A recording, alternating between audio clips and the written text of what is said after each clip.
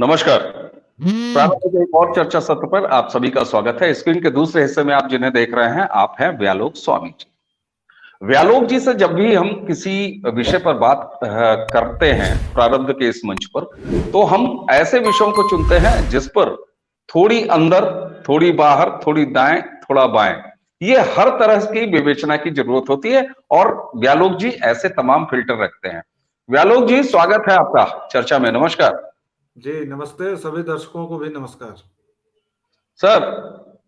राहुल गांधी जी ने झंडा तो फहरा दिया, कंटेनर कंटेनर इतना ज्यादा, हजारों हजार किलोमीटर दुनिया भर का चले, पूरे भारत में नफरत खोजते रहे, खुद ही कह गए दिल्ली पहुंच के कि नफरत कहीं मिली ही नहीं। खैर, राष्ट्रपति जी के धन्यवाद भाषण पर चर्चा के दौरान पोस्टर लहराने से लेके ये तमाम चवन्नी छाप हरकतें काहे कर रहे हैं, ये क्या था? देखिए, एक तो आप जब भी मुझे बुलाते हैं और ऐसे विषय चुन लेते हैं जिस पर मुझे हंसी रोकना मुश्किल होता है। राहुल गांधी जी का नाम ही पर्याप्त है। दूसरे, वो भाजपा के सबसे बड़े प्रचारक हैं।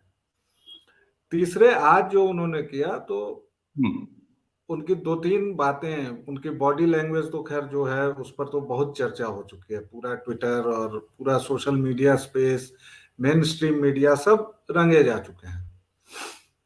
आज उन्होंने अपने भाषण की शुरुआत क्या की कि मैं राष्ट्रपति जी के अभिभाषण का विरोध करता हूं। मतलब ये अद्भुत लाइन है शुरुआत करने के लिए कि मतलब आप पहले से ठान के आए हैं। ठीक है, आप विपक्ष में हैं, आप विरोध करेंगे, आपको करना चाहिए, कोई बात नहीं, इसमें कोई बुरी बात नहीं है और आप कर सकते हैं। लेकिन आप एक गंभीर विषय पर चर्चा करने जा रहे हैं और आपने 41-42 मिनट जो इस तरह बोला है, संसद का एक एक मिनट हजारों रुपए खर्च होता है और आपने केवल वही सारी बातें बोली हैं जो लग रहा है कि डेजा वू हो रहा है। मतलब केवल राहुल जी की दाढ़ी हटा दी जाए तो कहीं कोई दिक्कत नहीं है, कहीं कोई परिवर्तन नहीं है। आप अगर परिवर्तन की बात करेंगे तो कोई परिवर्तन नहीं है। राफेल का समय आपको याद होगा, ऐसे ही करते थे।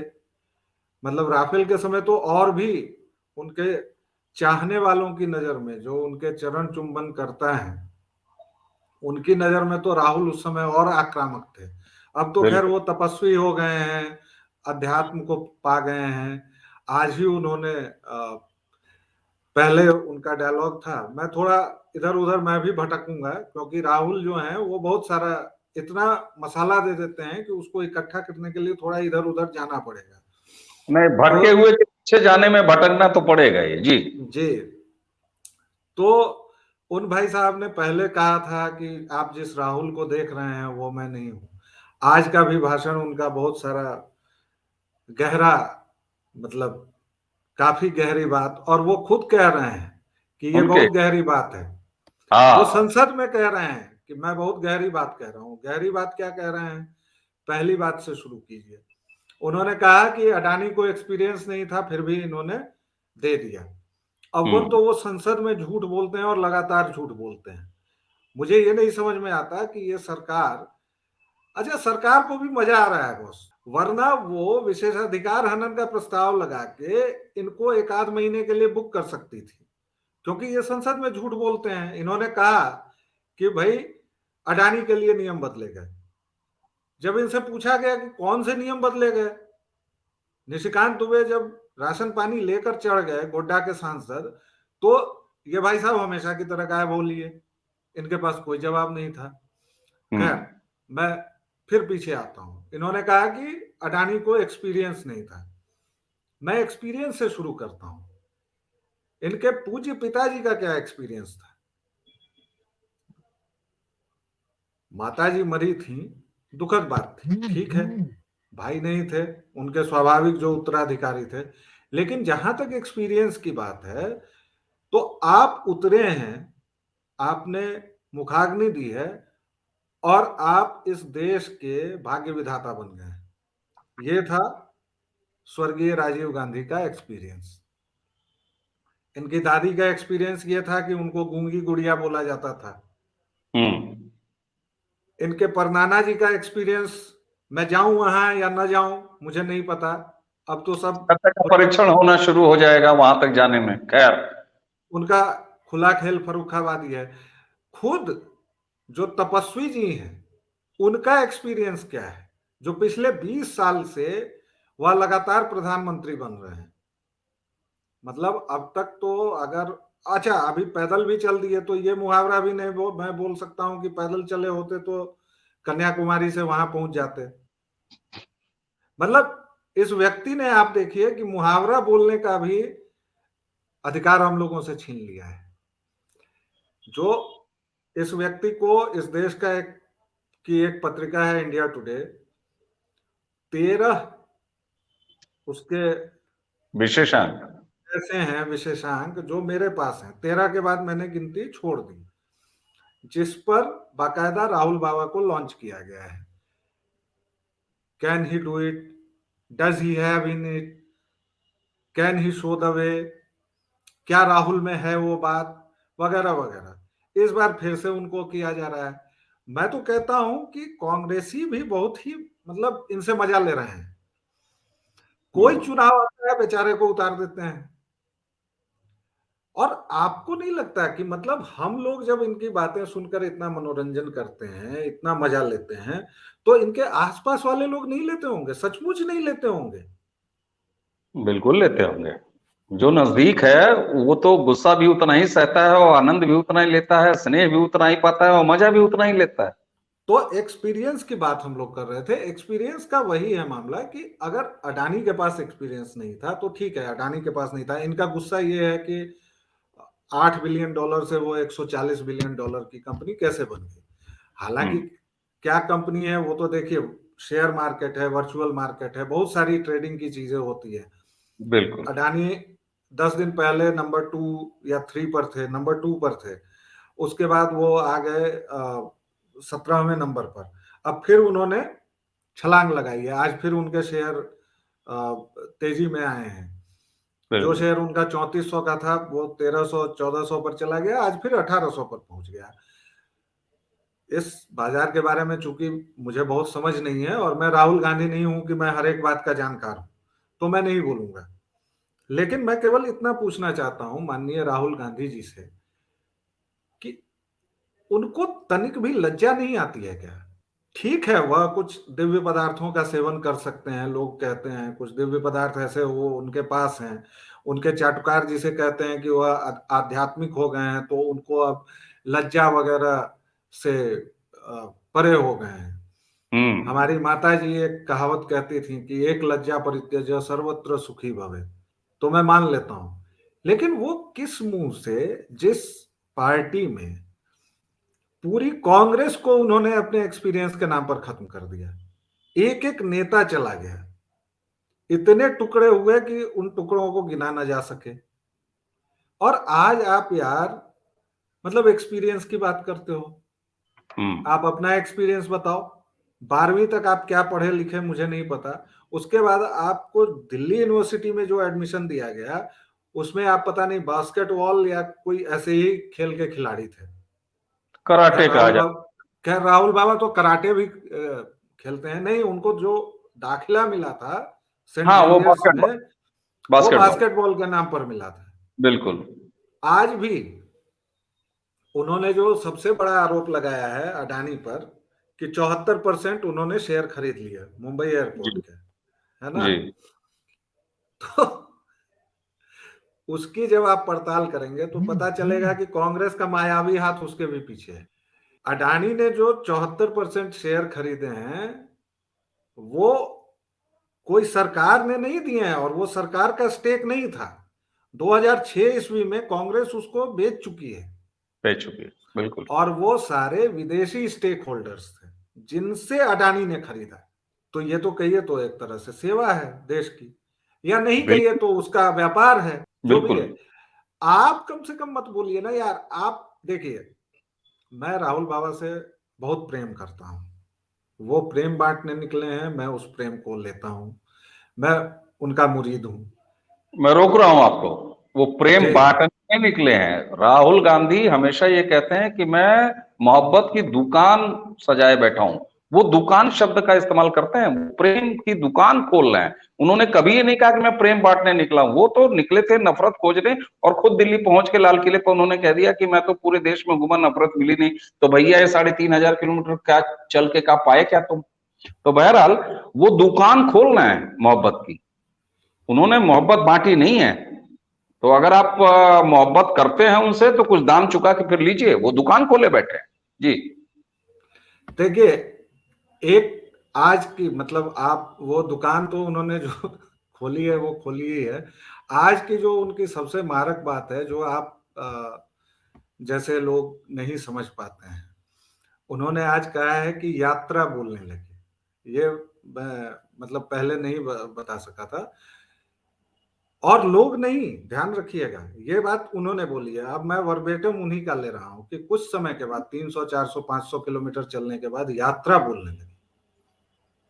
ये ठीक वही शाहकार है कि मैंने राहुल को मार दिया है, उनसे यात्रा बात करती है, उनसे लोग बात नहीं करते हैं। तो ऐसे तपस्वी, ऐसे मनस्वी जब बोलते हैं तो मैं उनकी बात ध्यान से सुनता हूं। इसलिए मैंने उसमें 3 पॉइंट उठाए। पहला था कि अडानी के लिए नियम तोड़े सरकार ने, छोड़ दिया। उस पर निशिकांत दुबे ने उनको धो दिया। दूसरा था कि 74% शेयर खरीद लिए। अच्छा, राहुल अपने लोगों से बहुत प्रेम करते हैं, ये मैं आपको बताऊं। वो दुकान जो है उसमें सबसे बड़ा हिस्सा उनके अपने लोगों का है। मुंबई एयरपोर्ट का मामला केवल 74% शेयरों का नहीं है। उसका एक मामला ये भी है कि उसकी देखभाल पहले कर रही थी जीकेवी कंपनी, जो जीकेवी रेड्डी नाम के व्यक्ति हैं, उन्हीं की कंपनी है, राइट। उनके बेटे की शादी किससे हुई है? यूपीए सरकार में मंत्री टी सुब्बा में रामी रेड्डी से। जीकेवी पर क्या आरोप है? मात्र 705 करोड़ रुपए की धांधली के कि उन्होंने मुंबई इंटरनेशनल एयरपोर्ट लिमिटेड से 705 करोड़ रुपए इधर उधर का। बड़ा छोटा सा। इसी पर राहुल ने कहा है कि देखिए, सीबीआई, ईडी वगैरह का दबाव बना के जीकेवी, जो मुंबई सफलतम एयरपोर्ट था, उससे इन्होंने अपने मित्र अडानी को दिलवा दिया। तो राहुल जी का जो दुख है, जो घाव है, जो व्रण है, वह ऐसा वैसा नहीं है। आप टी सुब्बारामी रेड्डी से छीन लेंगे, उनके समधी से छीन लेंगे, तो ये तो बड़ी दिक्कत की बात है ना। ये दूसरी बात थी। और तीसरी बात उन्होंने एक्सपीरियंस की कही। अब एक्सपीरियंस पर तो खुद तपस्वी जी का पूरा व्यक्तित्व ही प्रश्न चिन्ह बन जाता है कि उनको क्या एक्सपीरियंस है। ये हनक है, ये 4 पीढ़ियों तक। जैसे मैं फिर से यहाँ, जो लोग सुन रहे होंगे वो फिर कहेंगे कि ये आदमी फिर से एक विशेष कौम को ले आया, लेकिन जो खास कौम है उसके बहुत सारे लोग हैं, तकरीबन 80-90%, जिनको अभी भी लगता है कि वो शहजादे हैं और अभी भी देश में उनका राज चल रहा है। बिल्कुल वही मानसिकता तपस्वियों की है। तपस्वी की पूरी बॉडी लैंग्वेज आप देखिए तो ऐसा लगता है कि वो आदेश देते चल रहे हैं। आज सीताराम येचुरी से वो जिस तरह मिले हैं, सीताराम येचुरी उम्र में उनसे बहुत बड़े हैं, लेकिन आप संसद के की सीढ़ियों पर उनका मिलना देखिए, लगता है जैसे कोई अपने सबॉर्डिनेट को, हाँ ठीक है, अच्छा तुम आ गए हो। या जयराम रमेश से जब उन्होंने कश्मीर पर पूछा था, कश्मीर पर जब किसी पत्रकार ने उनसे प्रश्न पूछ दिया तो उन्होंने जैसे पूछा था, yes Jairam, what is our stand on Kashmir. Jairam उनके पिताजी से भी वृद्ध हैं, बिल्कुल। लेकिन जयराम है वो। और अगर कोई मुझे ये फिलॉसफी देना चाहता है कि वो पद है और फलाना है, तो राहुल अभी तो अध्यक्ष वगैरह भी नहीं है, बिल्कुल नहीं एक है। सांसद है वो। दरअसल ये हनक है और बौखलाहट इसीलिए है कि 8 साल से कुछ हो ही नहीं पा रहा है।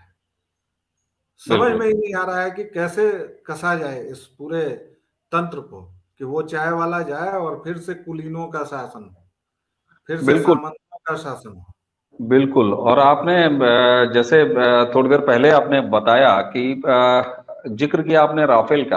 आप जरा देखिए 2014 से 2019 आते आते इन्होंने राफेल को ऐसा उड़ाया कि वो राफेल उड़ा तो राहुल बाबा के कहने से, लेकिन उड़ के वो इन्हीं के हैंगर में आके ऐसा पार्क हुआ कि उसकी क्या दशा हुई। ये चौकीदार चोर तक गए। यहां ये साफ दिखाई देता है कि ये केवल मजमा लगा के, पिछली बार इनके पास राफेल था, चौकीदार चोर था।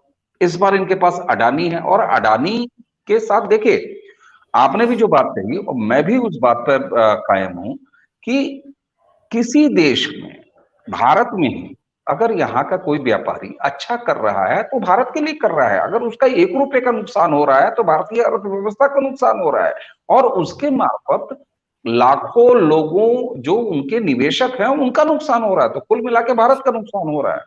और अगर अडानी ने तमाम चीजें जुटाई हैं और वो विदेशी कंपनियों की मिल्कियत थी उससे खरीद के जुटाया है, तो आपने कहा ना, ये तो घर वापसी है साहब। ये तो भारतीय संस्कृति की पुनर्स्थापना है व्यापारिक स्थिति में। अब राहुल के साथ आपको नहीं लगता, मैं थोड़ा सा और उधर जाऊंगा, यात्रा की तरफ ही जाऊंगा, जहां से ये बढ़े तो कहीं नहीं है, सिर्फ बढ़ी है तो सिर्फ दाढ़ी बढ़ी हुई दिख रही है, अगर कुछ बढ़त की बात की जाए। उन्होंने तो यहां तक कह दिया कि अब वो क्या करके कह देते हैं भगवान जाने। उन्होंने तो ये भी कह दिया, उन्होंने ये तो कहा है कि नफरत हमको मिली नहीं। अच्छा ठीक है भैया। उसके बाद वो कह जाते हैं कि हमारे साथ तो पूरी यात्रा में कुत्ते चले, गधे चले, गाय चली, भैंसें चली। मतलब नहीं, आप अगर तपस्वी के वक्तव्यों का संग्रह करेंगे तो उसका शीर्षक देना होगा संसार के सबसे प्रसिद्ध चुटकुले। वो केवल यही नहीं थमते हैं, यही नहीं रुकते हैं। वो हरिशंकर परसाई ने बहुत पहले लिख दिया था कि आत्मविश्वास कई तरह से आता है, और उसमें उन्होंने सर्वोच्च श्रेणी का जो आत्मविश्वास बताया था वह बताया था कि वह मूर्खता से आता है। मूर्ख क्या? से बड़ा आत्मविश्वस्त कोई नहीं होता है। राहुल बिल्कुल। जिस प्रकार बोलते हैं, वह जिस प्रकार लगातार बोलते हैं और पीछे उनके लोग तालियां बजाते हैं या जो भी करते हैं, आप अगर उनके वक्तव्य को डिसेक्ट करेंगे, हालांकि उनका वक्तव्य ऐसा कुछ होता नहीं है, on a serious note if I hmm. Have to say, उनका वक्तव्य केवल और केवल हंसी मजाक का पुलिंदा होता है, और उनकी हरकतें भी वैसी ही होती हैं। कभी संसद में आंख मारना है, कभी मोदी के गले पड़ जाना है, कभी कुछ कर देना। लेकिन अगर आप उनके वक्तव्य को डिसेक्ट करेंगे, जो हम लोगों का काम है, जो दुर्भाग्य से या सौभाग्य से मुझे राहुल बाबा का हर एक भाषण सुनना पड़ता है क्योंकि ये मेरा काम है, तो आप उसमें तीन चीजें पाएंगे। एक तो अहमन्यता है, दूसरे वह हनक है, जो मैंने कहा कि वो जो लगातार वंशानुगत शासन से या एक सामंती मानसिकता से आता है। और लोकतंत्र, हाँ, लोकतंत्र के राजघराने वाली जो वो एक फीलिंग है।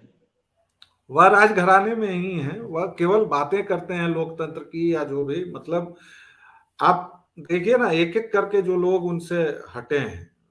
अब हेमंत बिश्व शर्मा गए हैं, 30 साल से कांग्रेस में हैं, आप कुकुर खिला रहे हैं। सही बात। क्योंकि उन्होंने देखा है ना कि जब वो बच्चे होंगे तो उनको जूता पहनाने के लिए बड़े बड़े लोग होंगे। सिद्धार्थ शंकर राय को ऐसे उन्होंने देखा है अपने बड़े भाई को प्रणाम करते हुए, जब वो 8-9 साल के थे और ये राज्यपाल थे। इन लोगों का काम करने के लिए या इनको खिलाने के लिए जो भी एक वो पीढ़ी दर पीढ़ी चली आ रही थी, जिसको गलती से इस देश ने 2014 में एक ब्रेक दे दिया। हम्म। और 2014 के बाद 5 साल के बाद इन लोगों को वापस रख देता तो भी गनीमत थी। अब ये देश दिक्कत दे रहा है इन लोगों को क्योंकि इन लोगों को रख नहीं रहा है।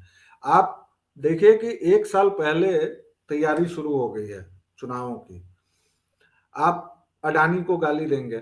अब मैं तो आज देख रहा था, एक मीम बड़ा अच्छा था कि सबसे ज्यादा जो चिंतित व्यक्ति होगा राहुल के आज के भाषण को सुन के, वो अशोक गहलोत होगा। भाई, अडानी ने राजस्थान में निवेश किया हुआ है। और ओम बिरला ने कहा कि भाई आप ये फोटो निकालेंगे तो उधर से गहलोत के साथ फोटो निकल जाएगी। और ओम बिरला ने जो बात वहां रोक दी, उसके बाद तो रॉबर्ट वाड्रा के साथ भी निकलेगी ना। बिल्कुल निकलेगी। उद्योगपति तो अपना प्रपोजल लेके, अपनी चीजें लेके सब जगह जाता है। और बिल्कुल। आप अगर उद्योग पर हमला करेंगे, ये आप एक व्यक्ति पर हमला नहीं कर रहे हैं। आप कह रहे हैं कि 1% लोग के पास 20% साधन है, वगैरह है वगैरह है। तो ये डेस्पेरिटी जो है वो 60 साल में आपने क्यों नहीं दूर की? हम्म। आपकी दादी के साथ धीरू भाई अंबानी ने डिनर किया हुआ है, उसकी तस्वीरें हैं। मैंने पहले भी इस बात में कहा है कि आप इस देश की घटिया से घटिया बात की जड़ खोदिए, उस जड़ में कहीं ना कहीं कांग्रेस मिलेगी। बिल्कुल। व्यालोक जी, अब कहने को अगर पूंजीपतियों का विरोध करने की बात आ जाए और वो अकारण विरोध आ जाए, तो अगर कहने को तो ये भी है कि महात्मा गांधी, जिनकी हत्या ही बिरला हाउस में हुई, जो रुकते ही थे दिल्ली जाने पर बिरला हाउस में। बहरहाल, अब यहां से एक चीज मैं लेके चलूंगा। जिस तरीके से कांग्रेस और खास तौर से राहुल गांधी ये देश के उन व्यापारी और उन उद्यमियों के खिलाफ लगातार विश्वमन कर रहे हैं, और अडानी अंबानी इसका नारा और इनको खलनायक साबित करना इनका कोई नया नहीं है। 2014 के बाद से ये शुरू हो गए थे। यहां मुझे हल्की सी महक आती है वो जल जंगल जमीन का नारा और सर्वहारा की बात करने वाले वामपंथियों की, जिनके लिए कि पूंजीवाद के खिलाफ भी चूरन बेचना एक कला है और ये उनका रोजी रोजगार है। तो ऐसे में अगर मैं ये शक आपके सामने व्यक्त करूं कि राहुल बाबा के पीछे कहीं ऐसा तो नहीं है कि वो लाल सलाम और हमारी मांगे पूरी करो और पूंजीवाद का ऐसा तैसा, और उस चक्कर में राहुल गांधी ऐसा कर बैठ रहे हैं कि जो उन्हीं के बाप दादाओं के रिजीम में जो लोग पैदा हुए, जो व्यापारी घराने पैदा हुए, और मैं कहता हूं कि भारत की सेवा अगर कोई नारा लगा के करता है, अगर कोई राजनीति करके करता है, कोई कला से करता है, कोई नौकरी करके करता है, तो व्यापारी भी एक ऐसा वर्ग है, व्यापारी भी एक ऐसा वर्ग है जो अपने माध्यम से इस देश की सेवा करता है। मैं आपसे जो पूछना चाह रहा हूं चलते चलते, कि कहीं ऐसा तो नहीं है कि राहुल गांधी पूरी तरीके से वामपंथी ट्रैप में फंसे हुए हैं? ये कामरेडों की भाषा बोल रहे हैं क्या 2014 से? नहीं, इसमें बहुत रॉकेट साइंस क्या है, आप देखिए। दादी जैसी नाक जिनकी एकमात्र योग्यता है, हम्म। उनका राजनीतिक सलाहकार कौन है? वो जेएनयू का मेरा जूनियर है, संदीप जो सिंह। जो कभी पुलिस वालों से भिड़ता है। एक जगह उसने मारपीट भी की थी। उसके बाद गुंडई आपको की थी, ये कहिए ना, गुंडई की थी, धमकी दिया था उसने बकायदे। गुंडाई की थी, धमकी दी थी, और वो गुंडा ही है बेसिकली, तो वो है। उसके बाद जो जिसको बहुत गाजे बाजे से ये लोग लाए, दूसरा, कन्हैया को। उसका जो नाम हम लोग मैंने रखा है और जो सोशल मीडिया पर उसका नाम है, वो मैं नाम भी यहाँ नहीं लूंगा। लेकिन बस इतना बता दे रहा हूं कि वो मतलब छेड़खानी का आरोपित ही नहीं, वह सजा भुगत चुका है। यूनिवर्सिटी ने उसको, आम नशे में, खुले आम नशे में पैंट की जिब खोल के मूतने का आरोपी है। अब इससे आगे तो मैं नहीं कहना। और इसीलिए उसका जो नाम रखा गया और जो नाम बहुत प्रचलित भी हुआ, हम्म। वो नाम है लिंगलहरी। लेकिन खैर, एक बार मैंने कह दिया तो अब उसको नहीं कहेंगे। लेकिन आप ये जानिए कि वो केवल आरोपी नहीं है भाई सजा साहब, यार। उसको सजा मिल चुकी है। यूनिवर्सिटी ने उस पर 3,000 रुपए का जुर्माना किया था और वो सजा दे चुका है। तो इनके आसपास जितने लोग हैं वो वही भारत जोड़ो यात्रा वात्रा नहीं थी, वो भारत तोड़ो यात्रा थी कश्मीर में। और देखिए, अंतिम बात मैं यही कहूंगा कि असल में इस देश में मूर्खताएं इतनी अनंत है ना, कि राहुल गांधी की भी हिम्मत है कि वो कुछ बोल पाते हैं, बोल पाते हैं। बहुत सही। वरना उनकी कोई और दवा होनी चाहिए थी। आप कश्मीर के लाल चौक पर तिरंगा फहराते हुए और ये कहते हैं कि मोदी ने खराब कर दिया काम। यहाँ बात मोदी या राजनाथ सिंह की नहीं है, यहाँ बात यह है कि 60 साल वहां कोई नहीं जा सकता था। वही महबूबा मुफ्ती कह चुकी थी कि अगर तिरंगा आएगा तो उसको उठाने वाले कंधे नहीं रहेंगे, हाथ नहीं रहेंगे, और वहीं वो तिरंगा लहरा रहा है, और 3 साल से लगातार, 4 साल से लहरा रहा है। और आपकी दुष्टता देखिए, आपकी धृष्टता देखिए, आपकी बदमाशी देखिए कि आप अभी भी यह कहने की हिमाकत करते हैं कि इस देश ने ये किया है, और कश्मीरी पंडितों के बारे में आप बोलते हो यार, कश्मीरी हिंदुओं के बारे में बोलते हो। मतलब लज्जा तो खैर छोड़िए, लज्जा तो है ही नहीं। एक धज्जी, एक इतना, इतनी शर्म नहीं आती है राहुल गांधी तुमको? इतनी सी तुम्हारा मुंह है कश्मीरी हिंदुओं के बारे में बोलने का? 5 लाख को तुमने कत्ल करवा दिया, रेप, जिबा, क्या क्या नहीं करवाया। आज भी तुम कश्मीरियत कश्मीरियत जप रहे हो। मेरे पुरखे कश्मीर के थे। कभी तुम कोट पहन लेते हो, कभी तुम कुछ कर लेते हो। मतलब एक पूरा सर्कस चल रहा है। तो गंभीर ना हो हम लोग, इस सर्कस का मजा लीजिए। और मुझे तो डर ये है कि कहीं कांग्रेसी ये भाजपाइयों की चाल ना समझ जाएं और उनको बिठा ना दें। जैसे अभी कुछ इलेक्शंस हुए थे तो उनको घर पर रख दिया था कि भाई तुम बैठे रहो। बिल्कुल।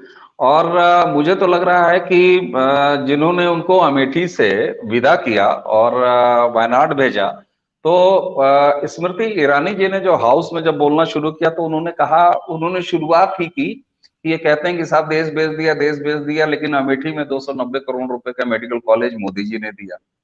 और इन्होंने उसके नाम पर बनाया क्या था? इन्होंने कब्जा करके रखा हुआ था कि यहाँ मेडिकल कॉलेज बनाएंगे, लेकिन बनाया था भाई बहन के नाम पर गेस्ट हाउस, यानी राहुल गांधी के नाम पर गेस्ट हाउस और प्रियंका गांधी के नाम पर गेस्ट हाउस। दूसरा उन्होंने कहा कि साहब फुर्सतगंज हवाई अड्डा, इनके पिताजी पायलट से सीधे प्रधानमंत्री बने, तो फुर्सतगंज हवाई अड्डे पे इन्होंने क्या किया? तो इन्होंने साहब राहुल गांधी और प्रियंका गांधी के नाम पे हॉस्टल बनाया। तो ये कुल उपलब्धि रही। मुझे लगता है कि सदन के पटल पर आपने जैसे निशिकांत जी का बताया कि उन्होंने गजब धोया और उसको देखा ही पूरे देश ने। तो प्रियंका इनको राहुल को जो इनकी एक्चुअल में, असली में जिन्होंने इनको उत्तर प्रदेश से विदा किया है और इनको वायनाड भेजा है, अब देखते हैं कि दक्षिण से यहां तक की यात्रा कैसे करते हैं। बहरहाल यात्रा तो इन्होंने लाल चौक की कर ली। ये एक बार फिर, अगर इसको मैं मजाक ही कहूं और मजाक ही है, तो वो मोदी है तो सारा मुमकिन है कि ये वायनाड भी अब ये पूरब से पश्चिम की यात्रा करेंगे। एक यात्रा अब ये पूरब से पश्चिम करेंगे। अभी इन्होंने दक्षिण से उत्तर किया है, अब ये पूरब से पश्चिम करेंगे। इसमें भी हमको आपको चौंकना नहीं चाहिए कि किसी ऐसी नई दिशा से नई दिशा की यात्रा कर लें जो दिशाएं हम नहीं जानते हो, है ना? नहीं, मैं राहुल जी से कुछ भी उम्मीद रखता हूं। मैं राहुल जी कुछ भी बोल सकते हैं, कुछ भी कर सकते हैं। वो खास तौर से तपस्वी हैं, और अब तो वह उन गहन ऊंचाइयों पर चले गए हैं जहां सामान्य आदमी पहुंच भी नहीं सकता। उनके बिल्कुल। आसपास के लोग, उनके आसपास के लोग कैसे उनको डिसिफर कर पाते हैं, कैसे उनको समझ पाते हैं, मेरे लिए तो यही अचरज है कि जयराम रमेश इस बुढ़ापे में समझ कैसे लेते हैं उनकी बात। मैं मुझसे तो समझने ना का, हो पाएगा। व्यालोक जी, समझने का मैं भी प्रयास कर रहा हूं। मैं भी चलते चलते जो है इस हल्की जाती हुई सर्दी में हाफ टी शर्ट पे आ गया हूं। मैं समझना चाह रहा हूं कि आखिर ये सब राहुल जी कर कैसे पाते हैं। चलिए, बहरहाल राहुल राहुल है, हम हैं, और आप हैं। हम लोग लगातार इन पे बात करते रहेंगे और राहुल जी ऐसे तमाम विषय देते रहेंगे, ऐसे तमाम अवसर देते रहेंगे जब हम उस तपस्वी, जिसके हिस्से में बढ़ने के नाम पर सिर्फ दाढ़ी है, इसके अलावा और कुछ नहीं है, उस पर लगातार बात करते रहेंगे। व्यालोक जी, आपने हमें समय दिया और दर्शकों के साथ, प्रारंभ के दर्शकों के साथ इतनी सारी बातें हम लोगों ने राहुल चर्चा की। राहुल जी पर यह देश चर्चा कर रहा है, भारतीय जनता पार्टी के स्टार प्रचारक राहुल पर यह चर्चा। राहुल जी को नमस्कार, और इसी के साथ आपको धन्यवाद, हमारे दर्शकों को भी नमस्कार। और एक बार फिर चलते चलते वही नहीं हो रहा कि अब तक अगर आपने प्रारंभ के इस अपने YouTube को, चैनल को सब्सक्राइब नहीं किया है तो कर लीजिए, ताकि इसी तरह की राहुल चर्चा और अनंत और विषयों पर चर्चा के लिए हम आपके साथ मिलते रहें। व्यालोक जी, एक बार फिर आपका बहुत बहुत धन्यवाद। बहुत बहुत धन्यवाद। सभी दर्शकों को आभार।